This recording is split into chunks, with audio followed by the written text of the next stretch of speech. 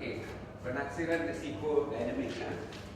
Okay, situation. Apakah yang saya sedang menghadapi di dalam keadaan itu? Apakah perkara yang perlu disegerakan?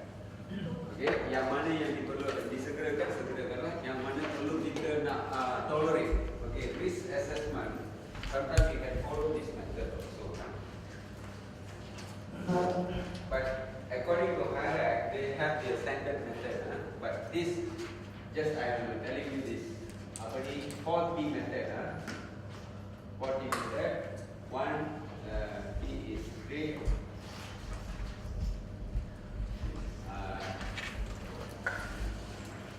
Terminate.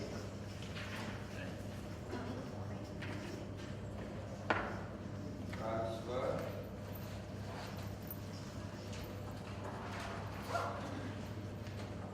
Tolerate.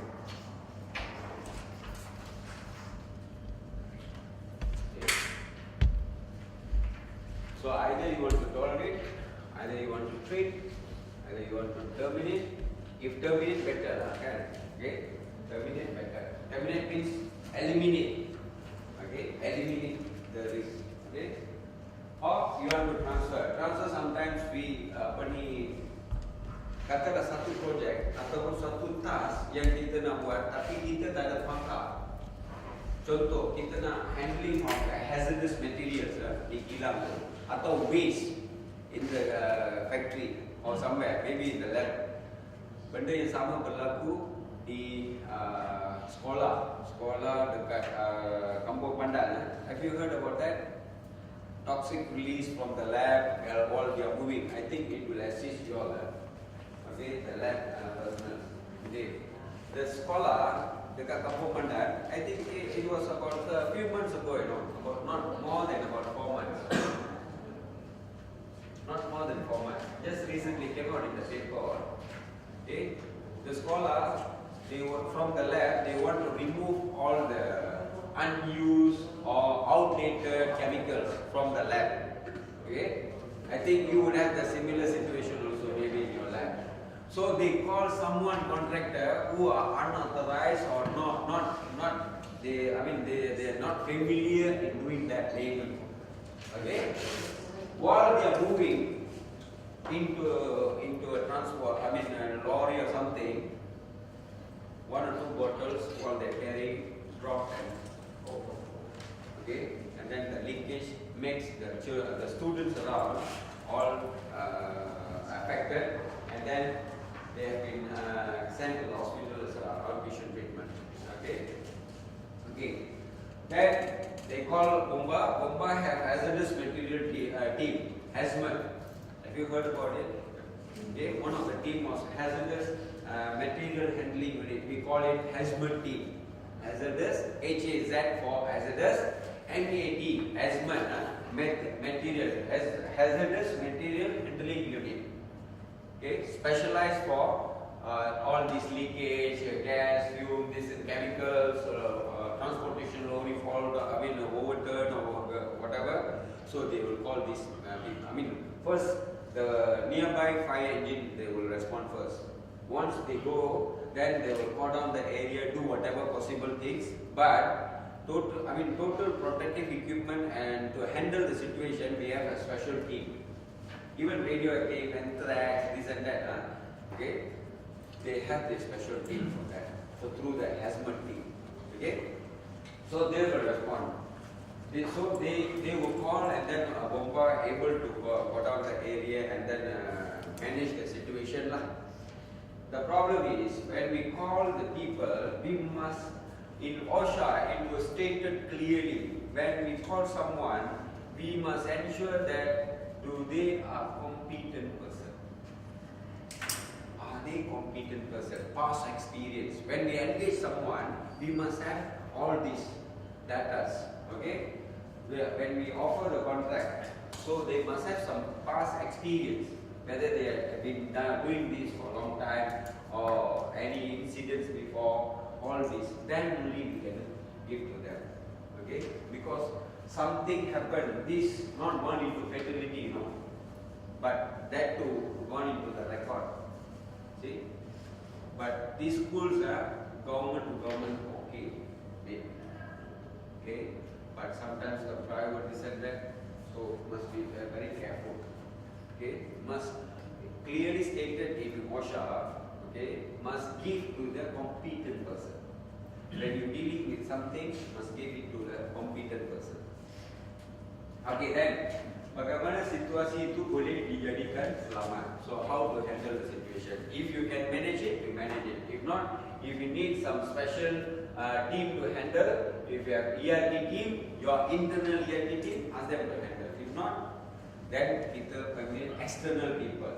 Let's say some suppliers, some hazardous material suppliers, okay, or producers or manufacturers, they would have the emergency response team. Okay, certain hazardous chemical. Okay, have you seen the composite sign in the transportation lorries or tankers? They have a composite sign 3YR, like a very simple petrol or diesel cylinder, or what do you call the tankers supplying the petrol or diesel. You may see the emergency number, the diamond sign, okay, highly flammable or whatever, isn't it? Okay, there has been written, if in emergency, you should call 999, okay, or 999 to the Bomba police ambulance. And below that, you may see that the particular material supplier or the manufacturer, they would have the emergency response in their own, but it will take some time lah. Okay, let's say the accident take place somewhere in Rawang. Okay, those people are stationed in the main factory there, like Shah Alam. Okay, so they have to be deployed. Even Bomba, once we reach there, we don't have much material to neutralize. Let's say like absorbance. Okay, absorb the material. Certain things we can absorb, certain things we cannot. Just go down the area, okay, block from the, go beyond to that area or into the river or drain. Then you will call these people to neutralize the materials. So they would have a special team for that and materials to handle the situation. Clear with that? Okay. So tactics. Apakah rancangan saya bagi menghadapi situasi itu? Di manakah saya perlu letak perkakas operasi? Apakah keutamaan saya? So you must know all that. Okay, how to handle the situation. Okay, then assistance. Apakah sumber-sumber tambahan yang diperlukan untuk melaksanakan tugas? Nilai keperluan untuk mengurus keselamatan. Jangan sekali-kali kompromi hal perkara keselamatan, hal atau perkara keselamatan. Don't compromise. Okay, no compromise in safety. Other things maybe, but safety no compromise. Okay, needs. Kenal pasti dan perincikan keperluan keselamatan dan deploy and support. Kerah anggota kawal selia secara tindakan direct, yang seperti yang saya kata tadi, indirect or direct. Tinggi risiko, lagi tinggi penyelidikan perlu dilakukan. So proper observation, each and everything when we do something, handle the situation, must have a proper observation. Most incidents, for information, most incidents happen because there's no proper supervision. Okay, this is very true lah, very true. Okay, certain tasks we need, like people are doing welding and cutting. Let's say they are coming here, welding and cutting. We have some construction job to do. We have welding and cutting, cutting pipe or whatever, plates or whatever. So we engage contractors. We won't do, isn't it? Contractors. When we engage contractors, we should have a permit to work. Permit to work for them in our premise, because anything goes wrong, I am responsible. Okay? But when you issue the permit to work, of course, offer contract is another matter, another document. But permit to work, a simple document, maybe it is one page or just half page, saying that from which date to which date you are doing this contract, and while you are doing this contract, you will take all the necessary measures to ensure the safety, health and welfare of the person who is working for that company or contractor, and as well as others in the premise. So while you are doing welding there, okay, you don't notice when you are doing that, there are some contractors, workers doing the work. work. But if no supervision by the supervisor, the owner itself, then something would happen down there. When the sparks get down and then no proper housekeeping, or maybe there are papers, this and that. Okay, so burning will take place, injuries will take place. Okay, so that's why you must go down the area when you do something. Okay, outdoor permit is avoid from happen, especially fire and other things. Okay, so you must have a quota. So permit to work, your assurance by the contractor, I will do the necessary things to ensure the safety and health of everyone and environment. Now these people are considered for environment, isn't it? So there's an agreement with the contractor and the owner of the the person who is going to gives offer the contract, right? Then review, semak secara berterusan mengikut keperluan keselamatan apabila keadaan berubah berlaku. Kemas kini apabila keadaan itu berubah atau berlaku. Update is very important. Jangan kerah, jangan kerah untuk sebelum melakukan penaksiran risiko. Ringkasan langkah-langkah keselamatan kesihatan di tempat kerja. Membentuk satu dasar keselamatan dan kesihatan secara tertulis. Semalam pun kita dah bincang tadi. Menubuhkan satu jawatan kuasa keselamatan dan kesihatan, merangkumi pihak pengurusan dan wakil pekerja. Ini safety committee. Melatihkan setiap pekerja dalam aspek keselamatan dan kesihatan pekerjaan. Contoh, mengangkat beban secara annual. So everybody must be trained for the special task. Sometimes we do job orientation, this and that, isn't it? So that's why familiarize with their job. Okay. Menyediakan buku panduan keselamatan dan kesihatan pekerjaan untuk kaki tangan. Ada premis macam kilang-kilang dan sebagainya. Ada sebagian besar kilang dan sebagainya yang fikir sangat perlu. Dia sediakan buku panduan yang boleh simpan dalam poket. Okay, handy. Macam semalam saya kata, buku panduan ni kata bangunan ini berapa ni, di mana benda-benda yang berisiko ada, kan? Lepas tu evacuation procedure, ERTT menyecat kecil dalam tu, evacuation procedure, kat mana assembly area. So dia buka saja dia boleh tahu, handy. Okay, semua dalam tu. Okay. Menyediakan prosedur kerja selamat SOP bagi aktiviti kerja berisiko tinggi, standard operating procedure or safe working procedure. Okay, so ini biasanya safety officer atau safety committee yang mencadangkan buat sesuatu lah selepas menganalisa situasi kerja tersebut yang berisiko tinggi. Okay, memeriksa dan memantau keadaan tempat kerja dengan menggunakan senarai semak dan dari masa ke semasa. Okay, macam mana kita nak menggunakan senarai semak? Kadang-kadang semalam kita dah belajar get the information from the worker, okay, other people, okay, and past incidents, kan? Itu semua akan memberi kita input untuk menyediakan, okay, SOP kita. Okay, mengadakan plan tindakan kecemasan ini memang perlulah. Macam kita di bangunan ini pun, I don't know whether you have, because I think about 4 months ago I had done fire safety program. One of that requirement I put to them to formulate emergency response team.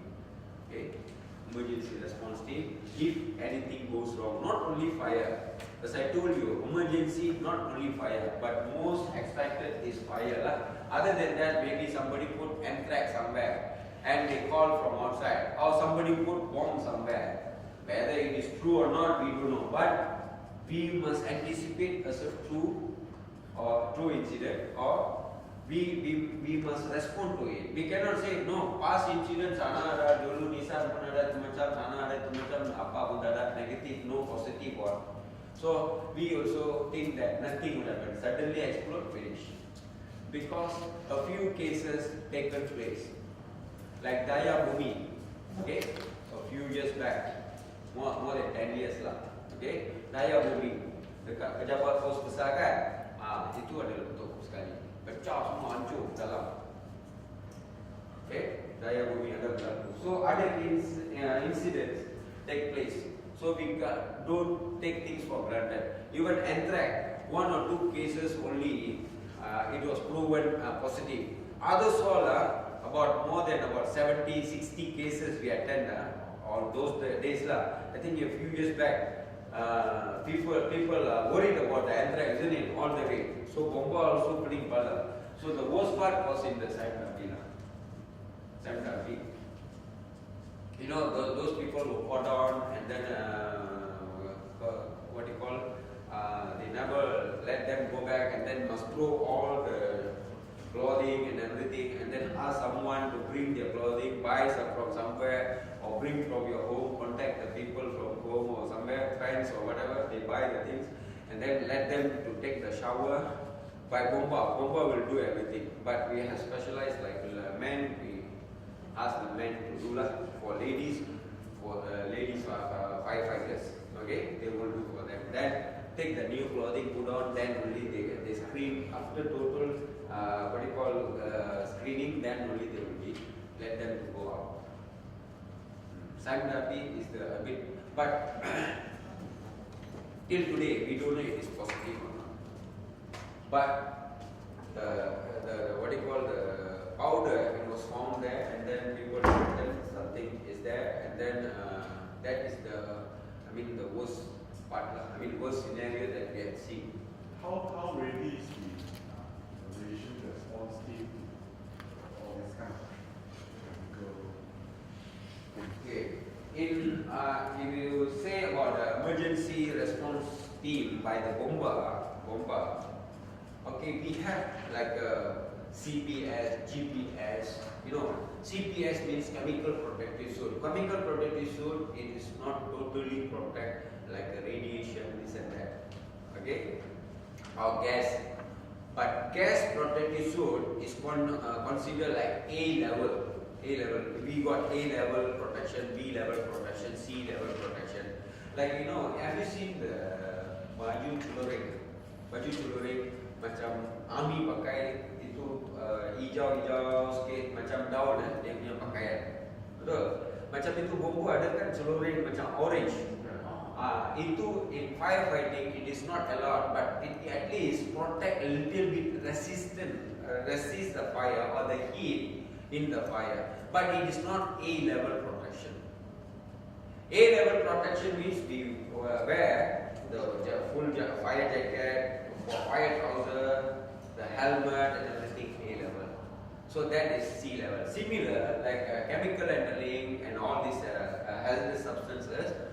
Chemical protective suit, it is not total protection, okay, or maximum protection. It's only protect from the chemical from exposed. We have BA, we have chemical protection, so you won't get into your skin and you are safe. Okay, but if you have GPS, A level protection. Okay, gas protected. GPS not the the other thing, or the satellite. This GPS gas protected suit, it will cover the both chemical and the gas. So even gas also, minor particles also cannot go in, because you like Apollo man. Have you seen the Apollo man? Apollo man, they wear the breathing apparatus inside, and outside, okay, they have another clothing. They move like Apollo. Have you seen that? If you can go into the website, just you